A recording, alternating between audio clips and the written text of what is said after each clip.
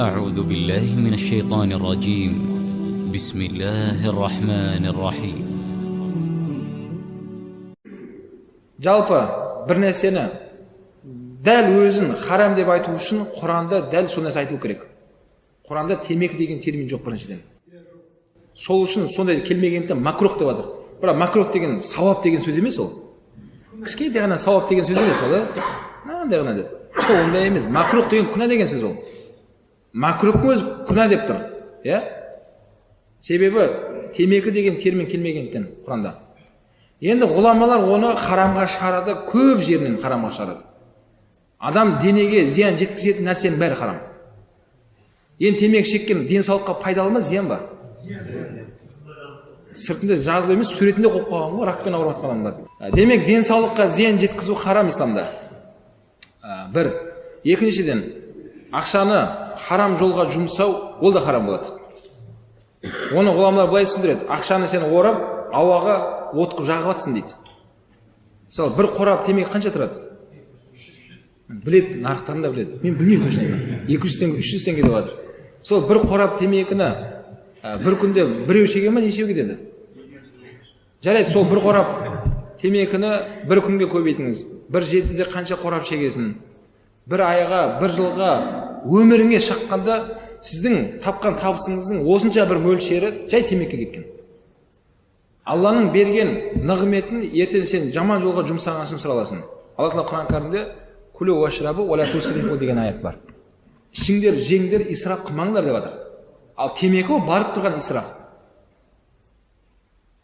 Кейбір сондай темекі беріліп кеткен кісілердің айтуынша, тіпті үйде нан болмаса да бірақ темекі аламын дейді. Үйде нан болмаса, балаларым жейтін нан болмаса да, бірақ кешіріңіз, мен темекі сатып аламын дейді. Ол тәуелділік оған. Сол нәпсісіне тәуелді болып қалған бейшаралар олар. Демек, ақшаны сондай жерге исраф қылу шариғатта харам болады.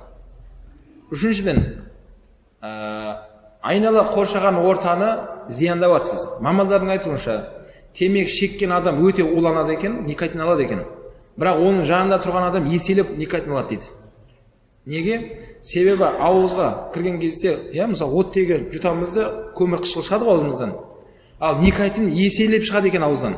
Сол темекі шегіп тұрған кісілердің аузынан өте уланған сондай не шығады дейді. Оның жанындағы адамдарды улап жатсың сен. Сен өзің ғана емес, сен жаныңда әйелің жүр, балаларың жүр, тіпті подъезде шегіп тұрсың, кейде подъездің ішінде шегіп кететіндер бар. Үйден шықсаң подъезге, ақырындап далаға қашып шығасың, ауа жоқ подъездің ішінде. Сол жігіттер ақыретте жауап береді. Қаншама адамдарды осындай зиян жеткізгені үшін. Пайғамбар айтады: мұсылман адам кім десеңіздер, сөзімен, іс-әрекетімен екінші мұсылманға зиян бермеген адамды мұсылман деп айтамыз дейді. Түсінікті ғой? Демек, міне осындай жақтарынан бауырлар харамға шығарады ғұламалар. Және сонымен қоса уақыт мәселесі. Бір штук темекіні шеккенге қанша уақыт кетеді? 5 минут дейді. 5 минут дейді, 3 минут дейді. Тағы неше минут шегіп жүргендер бар? Айта беріңдер. 1 минут шегіп жүргендер бар ма? Айта бер. Соны бір күнге көбейт, бір күнде сен неше минутың кетті соған? Қанша уақытың кетті? Оны бір жетіге, бір айға, бір жылға өміріңе шыққан кезде Алланың өлшеп берген ғұмырының бірнеше сәттері сен жай темекіге жібергенсің. Сол уақыттарға сен бір аят жаттағанда саған қайыр болады еді сол. Сол уақытыңды бір пайдалы нәрсеге жұмсағанда саған қайыр болады еді. Сен оны қайда жұмсадың? Темекі шегіп тұрдың. Кейбір адамдар намаз оқуға уақыт жоқ дейді, бірақ темекі шегуге уақыт табады. Кәдімгідей насыбайды сол. Бауырлар, сол насыбайдың шығатын ауыл біздің ауылымыз сол. Менің ауылымда, Абай ауылы. Өкінішке орай, сол насыбай шығаратын кейбір кісілердің үйінен өтіп бар, біз арға өзіміз көшемізде өтіп кетемізді. Сөйтіп өткен кезде мен былай өтемін. Демалу мүмкін емес.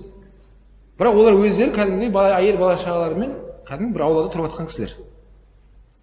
Енді сол насыбай шығарып жатқан сөйле кісілерді танимын, жігіттер айтатын. Мынау не бір тауықтың тезегі, не бір сондай не бір нәрселер қосады екен, адамға қайып береді дейді ол жер. Соны аяғымен боти киіп алып, анан бәрін езіп басып жүреміз дейді.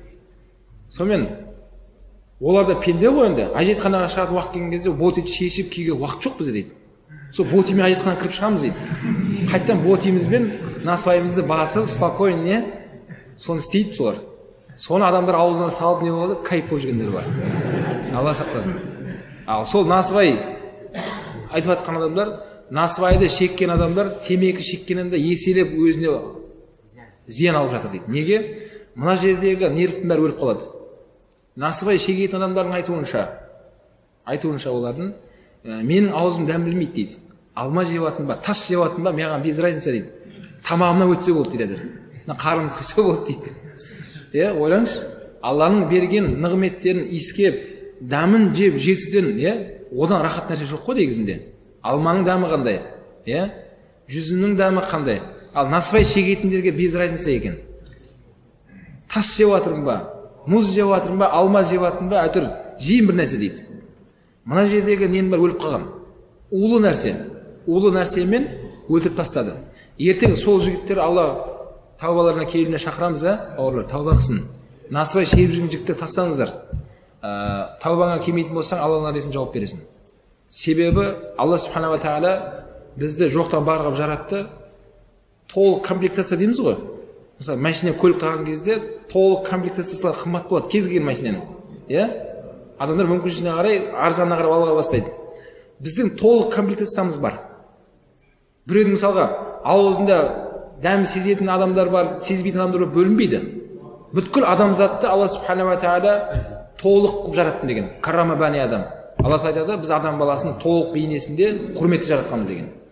Сол Алланың жаратқан аманатын сен сақтаудың орнына сен оған қиянат жасадың. Міне осындай жақтарынан көптеген ғұламалар оны харамға шығарады. Түсінікті ғой?